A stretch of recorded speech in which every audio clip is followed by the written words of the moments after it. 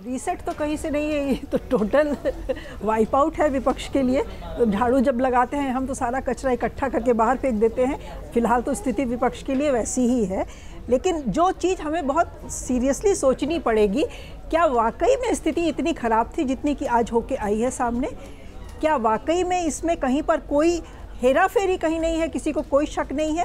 अगर चुनाव आयोग बहुत सारी चीज़ें जो हमें दिखाई दी और उस पर चुनाव आयोग आंखें मूंदे बैठा रहा, जो काफ़ी ब्लेटेंटली दिखाई दी हैं, उनके देश भर में बीजेपी के कार्यकर्ता, कोई दिल्ली से जाके वोट कर रहा है, कोई यूपी से जाके वोट कर रहा है, दिल्ली के वोटर इलेक्शन में भी उसने वोट किया है, हरियाणा से जाके लोग वोट कर रहे हैं, लोगों को भर भर के ले जाया जा रहा है। ये सारा कुछ अगर चुनाव आयोग ने देखा होता, और जब मैं मैनेजमेंट की बात कर रही थी तो इस मैनेजमेंट की भी मैं बात कर रही थी कि ये सारा कुछ अगर चुनाव आयोग निष्पक्ष होकर देखता और उसको रोकने की कोशिश करता तो शायद परिणाम अलग होते। मैं ये नहीं कह रही हूँ कि महागठबंधन जीत जाता उस सिनेरियो में, लेकिन कांटे की टक्कर जो थी वो हो सकती थी। लेकिन चुनाव आयोग तो देख के अनदेखा करता रहा, सुन के अनसुना करता रहा। उसने कहीं पे हमें कोई करेक्टिव मेजर लेते हुए हमें नहीं दिखाई दिया।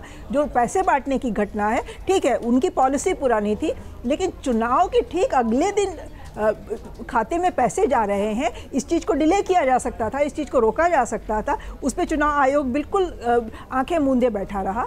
तो इसलिए मैंने चुनाव आयोग का और ज्ञानेश कुमार का नाम लिया था। बहुत सारी चीज़ें ऐसी हुई हैं जो कि हम मान के चल सकते हैं कि आचार संहिता का धड़ल्ले से उल्लंघन हुआ और चुनाव आयोग ने उसकी अनदेखी की है।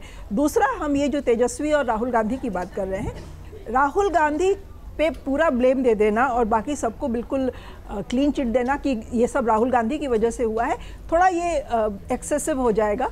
क्योंकि गठबंधन में जो एक सबकी एकता दिखाई देनी चाहिए थी वो दोनों तरफ से नहीं दिखाई दे रही थी। कांग्रेस तो पीछे उसमें पिछड़ ही गई थी। बाकी जो गठबंधन के भी साथी थे, महागठबंधन के, एक जो बिल्कुल यूनिफाइड फेज था वो हमें नहीं दिखाई दे रहा था।